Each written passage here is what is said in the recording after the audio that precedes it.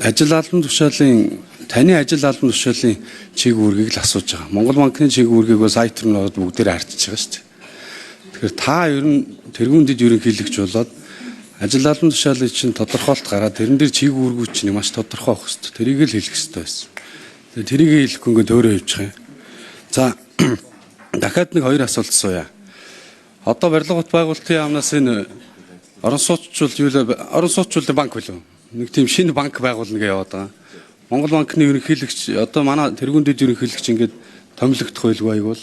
Та хоёр яг одоо ерөнхийлөгч нарын хувьд юу гэж бодож байгаа? Цаашдаа ингээд төр өөрөө банк байгуулалт явуудах нь зөв юм уу буруу юм?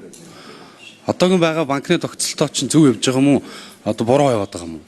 Буруу болоод таанаас төр ингээд төрөлдсөн банк байгуулъя гэж оруулж ирж байгаа нь дэмжиж байгаа юм уу яаж байгаа? Энд дээр нэг хариулт тавьчих. Би хоёр тодруулна те. За Монгол банкны ерөнхийлөгч Эндрийн микрофон нэй. Та ипотекийн банк төрөлдсөн банкыг асуулаа.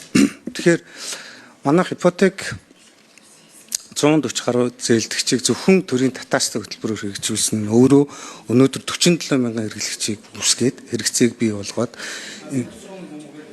за тэгэхээр бид нар энэ нөгөө олон төрлийн бүтээгдэхүүн арга зах зээлийн зарчмаараа явах зөвхөн төрөөс тэр тусмаа Монгол банкнаас ингэж санхүүжүүлдэг хөтөлбөрийг зогсооно гэдэг агуулгаар энэ банкыг бол дэмжиж байгаа. Харин зөвхөн төрийн эзэмшлийн хувьд бол бид нар санал өгж төрийн эзэмшил давмгай байвал энэ засаглалын хувьд асуудал үүснэ гэдэг ийм зарчмын байр суурьтай байгаа.